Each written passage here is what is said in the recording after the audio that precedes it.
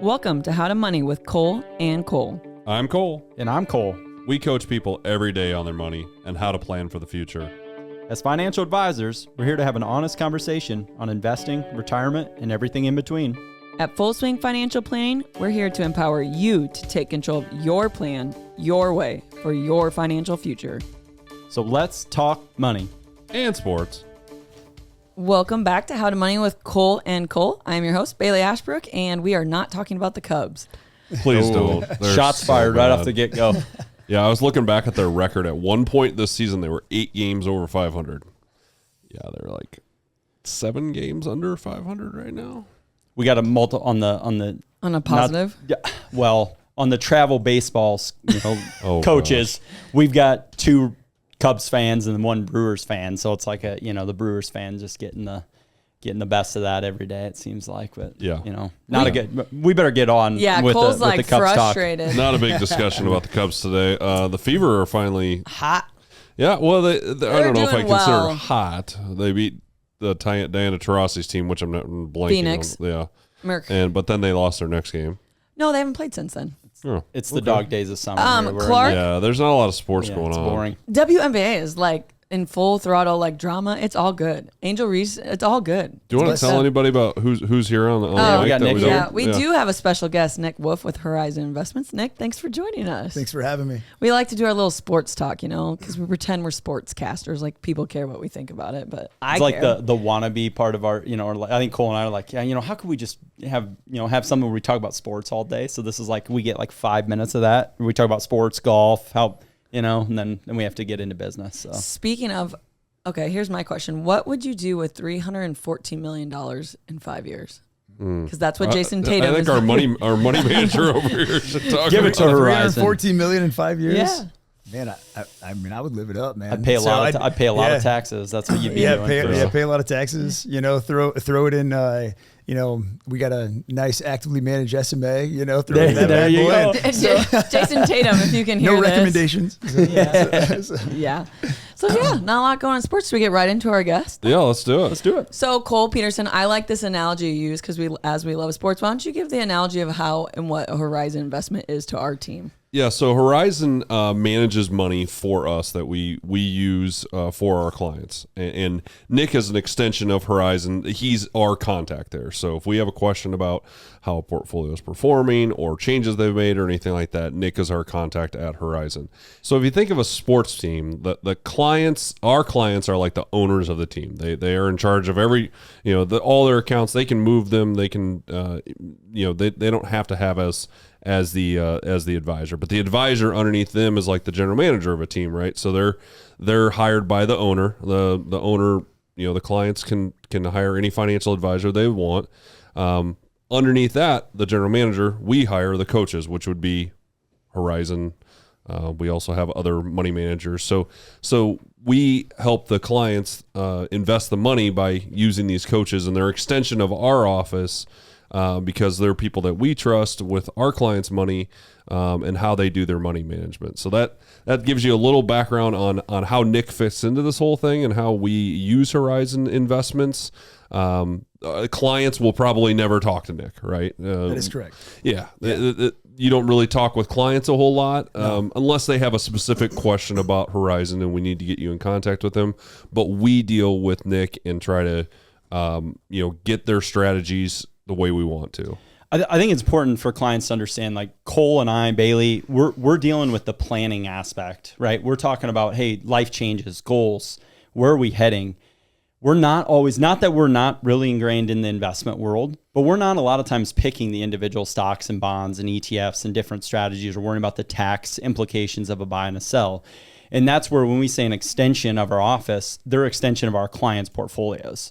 And Nick represents Horizon, but like Cole said, we have multiple sleeves and different types of managers just based on the goals and objectives. And if we feel like a client, maybe fits into that, that bucket that Horizon can solve for us, that's where we bring Nick in, in the Horizon investment team to really help manage that side of the portfolio. So Nick, why don't you tell our listeners, what do you actually do at Horizon Investments Yes. now that we've gave that nice description to them. Yes. So, as they mentioned, we are an asset manager. We're out of Charlotte, North Carolina.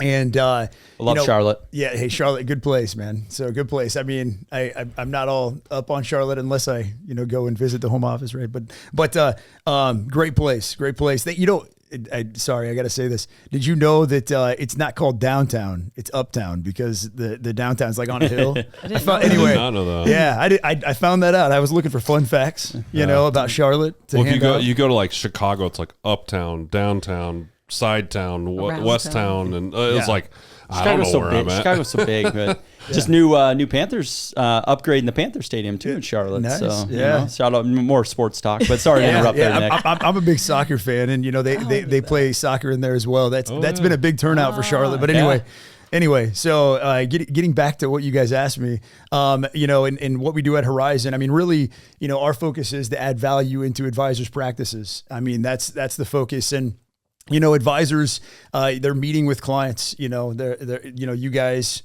being in that advisor role, meeting with clients, helping them achieve their goals, right? Focusing on what's important to them.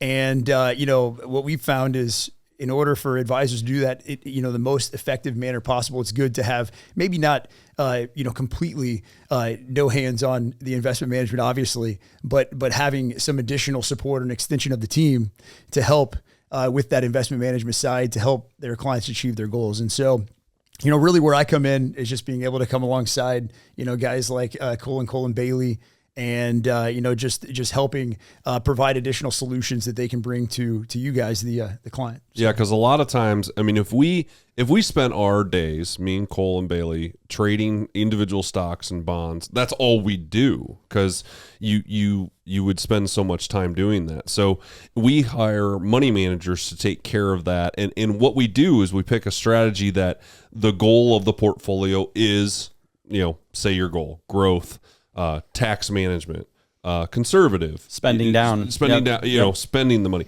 whatever the goal of that bucket of money is, we pick a strategy based on that. And then we let the money manager do their job while we do our job, meeting with clients, creating their retirement plan, getting them life insurance, whatever the other side of the business is.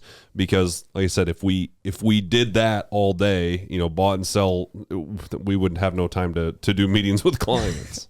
That's correct. So Nick, maybe go into Horizon's investment philosophy. Like, what is your guys' process? What does your company look at? And like, how does that fit us in Full Swing Financial Plan? Yeah. I mean, I would say, we're known as an active, tactical type manager.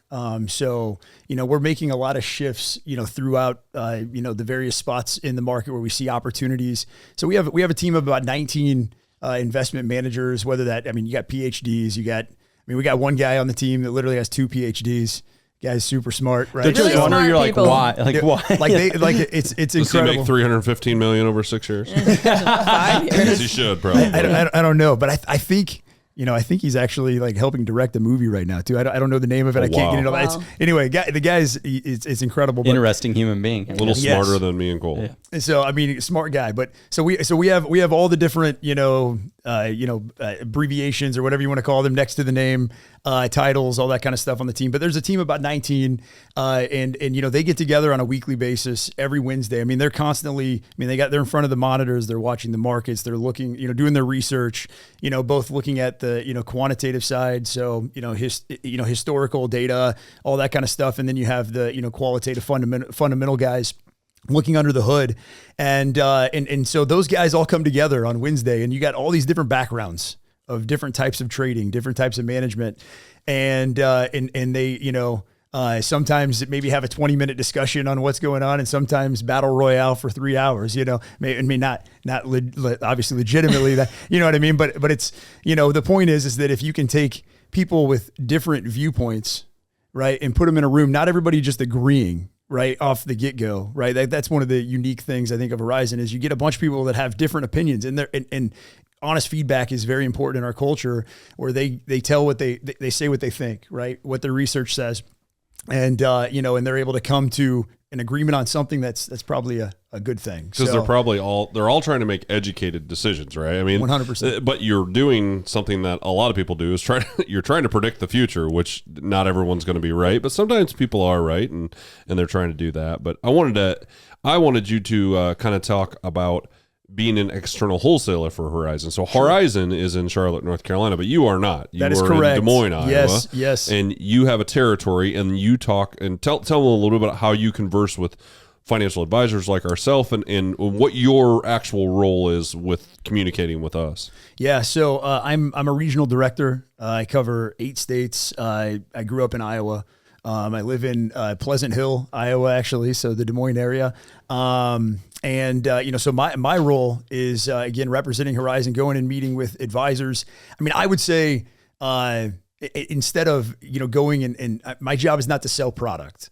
Okay. Like that's one of the key things. My job is, finding, value, or essentially maybe gaps in practices, right? And having conversations with advisors and where, what areas is there room for improvement, or are they just looking for? Sometimes maybe it is as simple as a strategy, but it's a lot of listening, a lot of asking questions, finding out what advisors are doing, and I think one of the things that's unique is that we really try to be nimble and flexible and find ways that we can support advisors in whatever they're doing now in their current practice and DNA. I would say education, providing education, 100%, I like to, my favorite thing, and I understand you're more the, communication side of Horizon, Sure. to communicate changes to, that's going on maybe on the back end, or where you guys think things are heading. Sure. And I always like to hear, the feedback you're getting from maybe your, the individuals, all the smart acronyms and things behind their name of where the market's maybe heading, or trends that you're seeing. Sure. And I think that's a huge thing that we rely on you on, is for education. For sure. That's why I love that coach analogy, because you're the coach, right? We're the general manager. You're educating us on your strategy, how you can help our team, aka how can we make our clients' team better. So Cole, I think you first met Nick way back when at an education event where they educate advisors. And what did you appeal to them? Yeah. So he was speaking at an event that I was at, and these guys all have 10 or 15 minutes, right? You get a little time to speak. And you're trying to attract financial advisors to use what, you're not selling it necessarily, but you're trying to build the relationships, and you're trying to make it make sense to financial advisors. So right. I just remember you spoke to me because you're like, everyone goes through these stages in life, right? You're in a gain stage. So you're, from 30 to 55, basically you're trying to get as much money going. So you have the gain stage, and then you go through the protect stage where I'm like, hey, I'm trying to gain, but I don't want to lose really. And then obviously you retire, and then you want to spend the money. Well, you guys have strategies for all 3 of those stages. Correct. That a client can actually go from one to the next and go with you through retirement. Or if they're new to Horizon or a new client of ours, we can put them in one of those strategies, and it really makes sense. Okay, this is why they're investing it that way. Correct. Yeah, I mean, at Horizon, we're a goals-based asset manager. Okay, so it's more than just an asset allocation. It's more than just equities and fixed income. It's looking at, what is the objective of the client in that stage of life. And as you said, Cole, perfectly, that a client walks through different stages, and as they go through those stages, their objectives change. So when you look at that, client that has a long time horizon and they have 15 plus years before they're going to use the money, let's accumulate, let's be all out. But what kind of volatility can that client handle, right? Are they, I want 100% equities, let's go. Or are they, hey, I want a 65 equity type of ride, a little bit softened. And that's where our job, 100%. when we're talking about the separation, like we're asking Yes. you, hey, are you comfortable, say, hey, we are 100% equities. Are you comfortable with an 18% drawdown or 20, that's Correct. what, and then we're going back to Nick and saying, hey, here's how the client feels, what portfolio makes the most sense. Right. And so it's important to have a set of models in that phase, managed differently than the set of models or really how money is managed for that preservation client or that protect client that's, 5, 7, maybe 10 years away from using that bucket of money. Age is a good way of kind of looking at it, but really it comes down to, what's the objective of that bucket, right? And so, 5, 7, 10 years, hey, I want to accumulate, but my number one objective now is I want to preserve because I don't want to have to change my goals. I don't want to have to wait to retire, right? I don't want to, lose so much in like an 08 scenario where, right, you're working for 5 more years. 100%. So just having some, sort of guardrails, if you will, around the portfolio, they can provide some expectational certainty to clients. And then, the last stage, obviously clients now living on the money. That's the last stage. So having something different for that client that's now, taking distributions and they're saying, hey, am I going to have money the rest of my life? We go from, that first stage being a 15+ year time horizon, the second stage being 5, 7, maybe 10 years. And the last stage is back to 15, 20+ years because people retire for a long time. And so we need to manage that differently. It's still important to have a preservation aspect because you got to make sure that you don't take massive hits in retirement.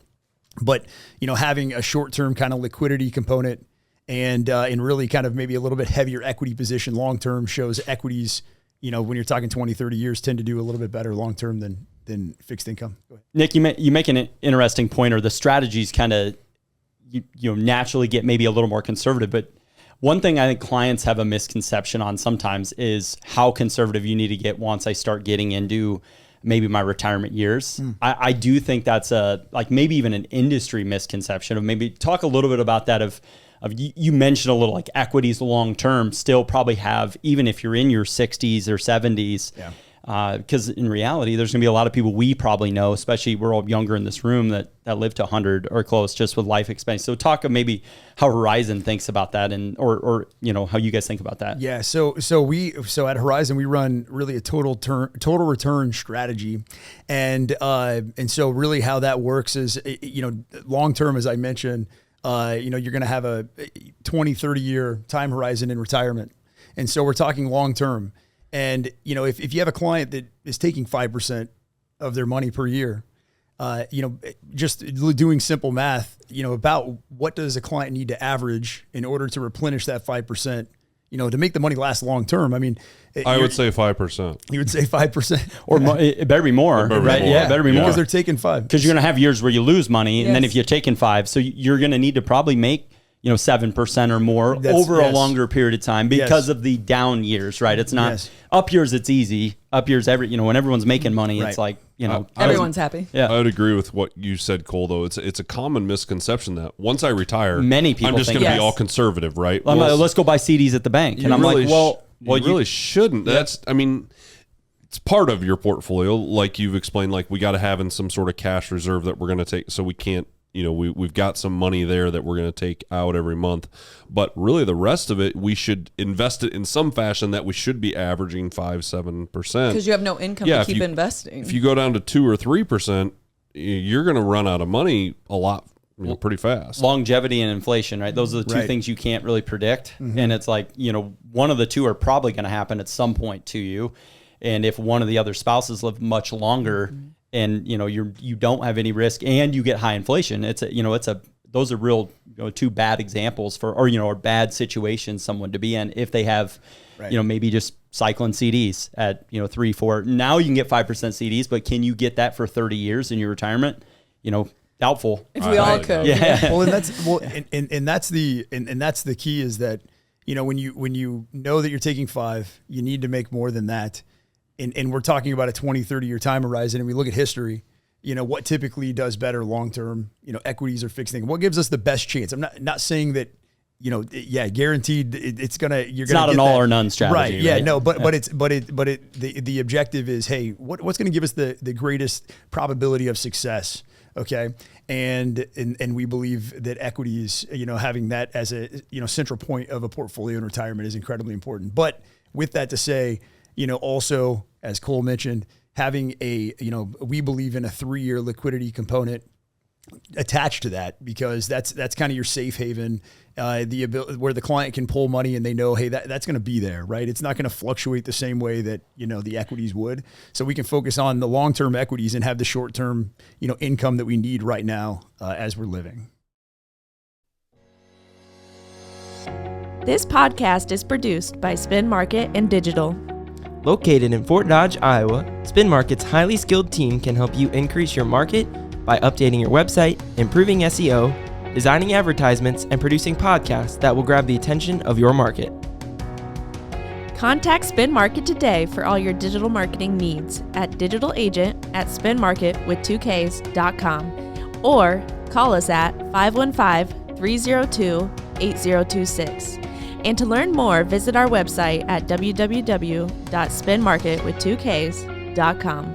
That's digitalagent@spinmarket.com or 515-302-8026 or visit our website www.spinmarket.com.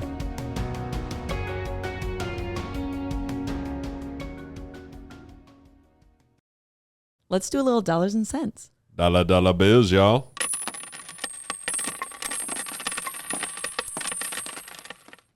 All right, we didn't talk. It's almost the 4th of July. It's July 2 2nd. days. So, I got to have some July 4th stats. This will be released on July 5th. So, yeah. So, little poll question here. Let's see. So, I like this.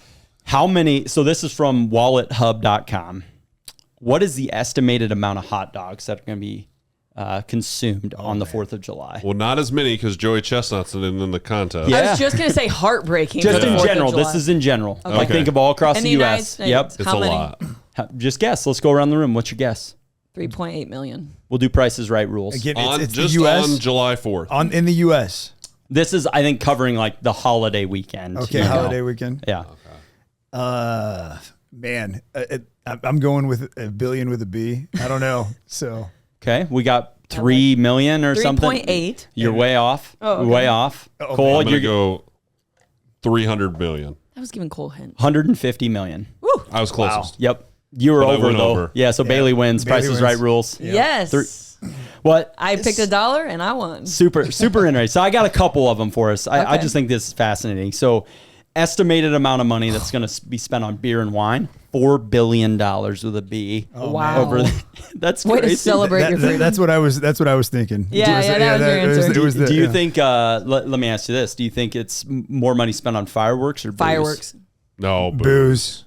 2.7 billion on fireworks. Because fireworks are illegal in a lot of states. Yeah, a lot of places Oh. can't have them. So I wish they were illegal here because it's loud. Well, you know they're going only off. legal during certain Yeah. days and nights, but up until the nobody 4th. follows Yeah. the It's the rules. wild. No. It's the Wild West this time of year in Iowa. And so. some of you need to ask yourself, are these fireworks in my budget? Too many. Too many. Our budget Nazi over there. Like, gosh, But go you to can bed. but you can buy one and get 5 free. Come Yeah, on yeah. now. It is kind of crazy. There must. I don't know that business at all, but it must be fairly profitable because there's people that have storefronts here in town. Yes. That pay for the storefront all year, and they're only open a month. So I'm like, they got to make enough money on the fireworks to still. There's 2 shops I know right on Fifth I know Avenue. which one you're talking about. Yeah. Yeah, I'm like, I was like thinking that one day. I'm like, they have this all year, and they're only open like 30 days, maybe. I'm like, so they must do pretty well. I think they're open more than that. Maybe because, they are. Because some people do fireworks New for Year's other, Eve. like Memorial Day. I mean, there's. I know in city limits you can only supposed to do it this Well, week, but yeah, I've been supposed hearing to. them. So, Supposed to. yeah, Yeah. but that's My our anger. Look at me. that's our Such an old lady. They were Knock ru- it off, kids. I'm going to bed. Yeah, they were ruining Bailey's sleep last night, and you don't want to do that. And so. I do think about all the animals. It's sad. yeah The dogs. I know having dogs that. kind of go a And little crazy. the vets, like that's a lot of PTSD. It sounds like a war zone out there. So I'm not for it. I'm That's a big all. animal person, so I don't have to worry about it. Shocking. Anyways, No, well, that's our dollars and cents for the 4th of July, running up into the 4th of July here. People love to celebrate the 4th of Yes. July. I love and it. I Get like it. it. Yeah, it's summer. Everyone's off. I mean, everything's closed on July 4th, right? Except like restaurants and bars. We're contributing to that $4 billion Yes. of beer and wine in my household. I'll tell you that. So Chels. yep. Chelsea's got that big wine circled right there. I just celebrate responsibly. You know? Yep.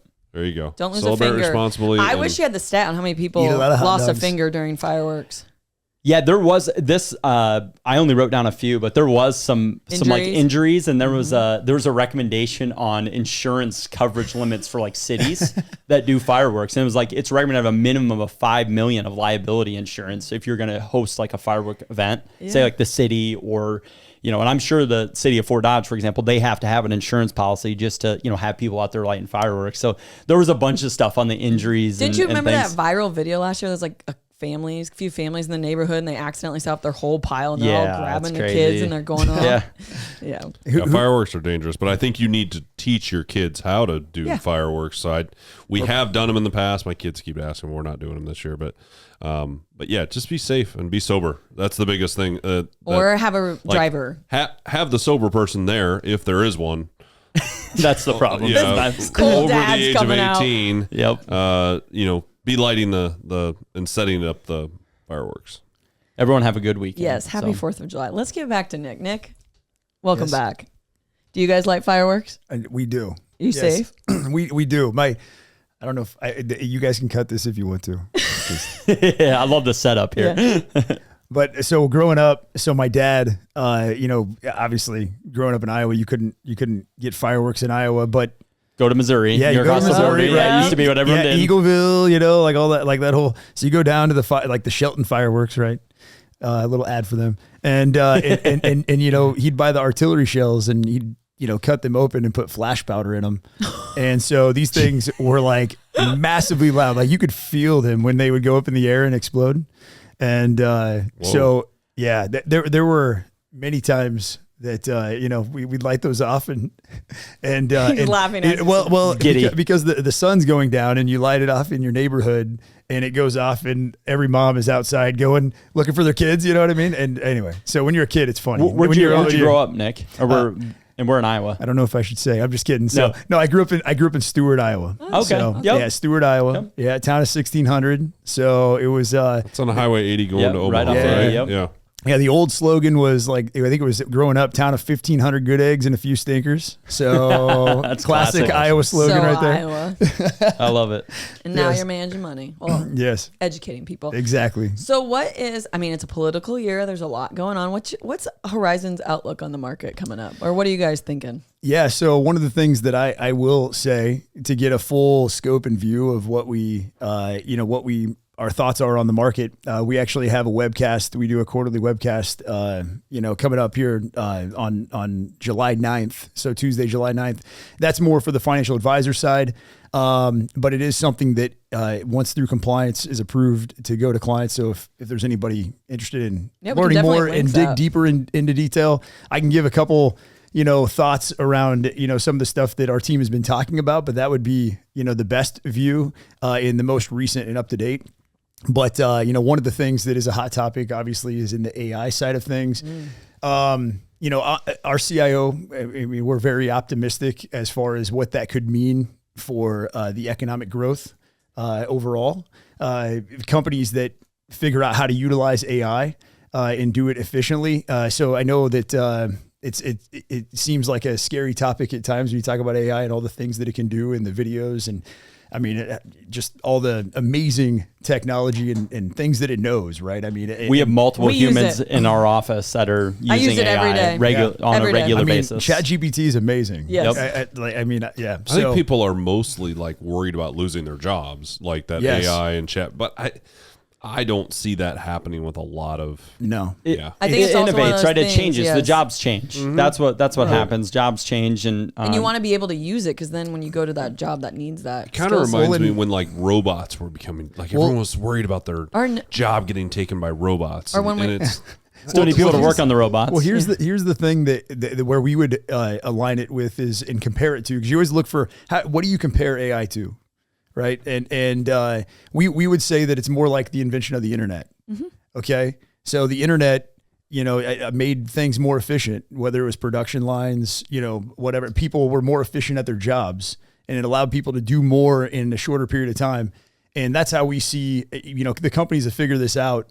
That's how we see AI playing a role, is that it's not necessarily going to get rid of people, but it's going to, help people be more efficient at their jobs. And so that's where we see a lot of, exciting opportunity and where we're positioned, where if you go back and listen to our position from last quarter, we would talk about it. We compare this time a lot to like a 1994.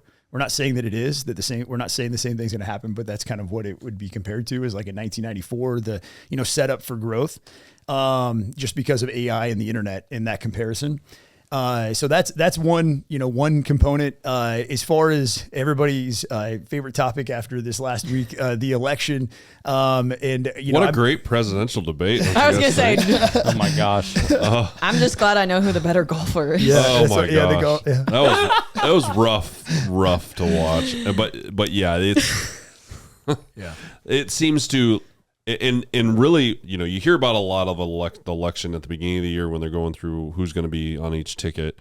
And then we hadn't heard anything for a while. But that presidential debate, it's like every client I've been with since then, that's all they want to talk about. And I'm just like, ugh. But that's what the news does to clients. You know what I mean? Yeah. Like that's just part of, unfortunately, the world we live in. But yeah. Yeah. And I mean, I'm definitely not here to call necessarily who's going to win or anything along those lines. But definitely one of the things that history shows is whether it's Republican or Democrat, we're not going to see any, major catastrophic events. We don't believe it really doesn't make a massive difference. We have different calls as far as whether it's a, total Republican, win as far as, in all the houses and Congress and the presidency, but then, or if it's split. Right. I mean, that makes a difference. And then, there might be a variation in some sectors as far as, how sectors act. I mean, typically, obviously, energy is going to do better. And that's that tactical, like you talk about 100%. tactical management. Yeah. That's when for everyone that's listening, that's how they're adjusting their portfolios to some of those, their indications if we are all Republican or split, whatever it might be. And that's called that'd be, making tactical investments. Correct. I kind of want to pivot because obviously us as independent advisors, we can pick who we work with, right? Yeah. We love what Horizon does from a portfolio standpoint, but we also want to work with really good people. And I think you just have a really cool story because I think you're a really good person. I know this is completely pivoting away from what you guys do, but you guys are currently in an adoption phase. Do you want to tell our listeners what you got going on? Sure. Yeah. So, So we actually, we adopted, well, first off, we have a 6-year-old daughter. She turns 7 in a couple weeks. And so she is from Bulgaria. Amazing. So we felt called back in 2014 to adopt internationally. When I say called, we're Christians, and we believe God called us to pursue that. Out of James 1:27, that pure and undefiled religion is those that care for orphans and widows in their affliction.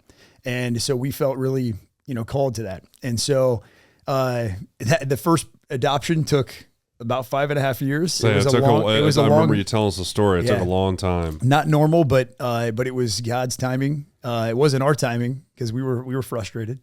But it was God's timing, and we have this amazing kid that I couldn't say enough things. It's her story, so I'm not going to go through all the details of her story. But now we have entered into this next phase of we're starting the process again.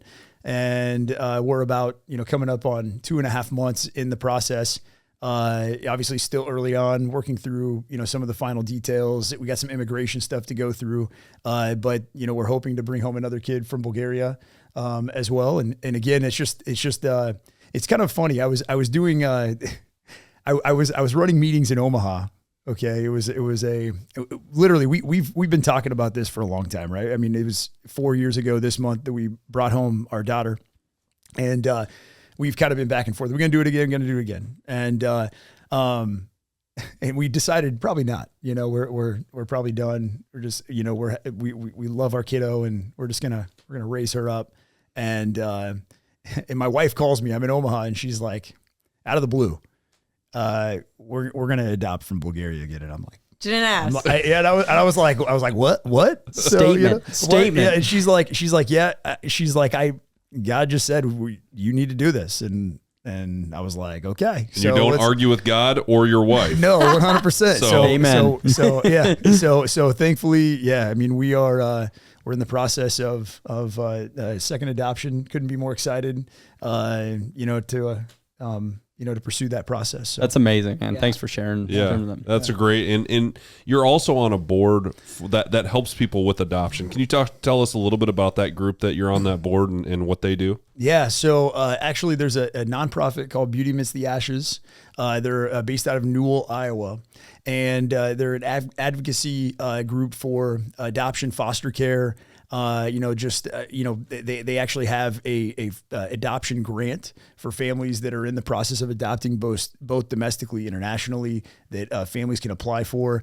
They also do a lot of amazing things for families and kids in foster care. I know they recently raised 100 bikes to give to, like, they do things like that where they'll do a fundraiser for bikes and give 100 bikes to foster kids, and they do stuff at Christmas time where we'll have various events where kids and foster families will come and they'll pick out gifts and all that kind of stuff. So because kids in foster care sometimes unfortunately so they end up in a home right before Christmas in some scenarios, and there's other kids in the house, and obviously that foster family, they haven't had time to go get a gift for the kid, and they haven't, but maybe they've got gifts for their kids, and so just little things like that where a lot of times, those kids are walking into the home with a garbage bag, and that's everything that they own. Right. And so it's just things like that Carl Christensen is the founder of Beauty Amidst the Ashes, that is incredibly passionate about, coming alongside those families and providing support to love on them. So, obviously you can go to beautyamidsttheashes.com and check out the organization. Also, there we have a Hope Adoption Conference that's in Johnston, Iowa, every November. It's during Adoption Month, where we bring in a lot of various speakers, educational, folks in the adoption arena that provide, whether it's things around just dealing with trauma or just encouraging messages around adoption, or, and they do a lot of continuing education for foster families as well, where they can get their continuing education for the year and all that kind of stuff. So anyway, that's something that I've been able to be a part of for the last few years. Very blessed and thankful to be a part of that group and organization and all that they're doing. So thanks for letting me share that. Yeah, I was going to say, I know that was like a hard pivot, but this is what I love about being an independent advisor is, obviously, we want to hire good quality portfolio managers, but we want to work with really good people. So, I think that just sheds a light. That obviously it goes both ways. Yes, yes. Oh, thanks. But yeah, we appreciate you sharing that. Thank you very much. Awesome, thank you, Nick, for sharing. Thank you. All right. Well, Nick, thank you so much for your time. I know it's valuable. And from your favorite, Dan Marino, it's real. Yeah. It's real nice and exciting for me to break the records, but it's more exciting for me to be a part of a winning team. Dan Marino. Go Cubs. You've been listening to How to Money with Cole & Cole, the podcast of Full Swing Financial Planning. To learn more, visit their website at www.fullswingfinancial.com and follow them on Facebook and LinkedIn. For now, I'm Cole. I'm Bailey. And I'm Cole. And we'll see you on the greens. 4. Securities and advisory services offered through LPL Financial, a registered investment advisor, member FINRA, SIPC.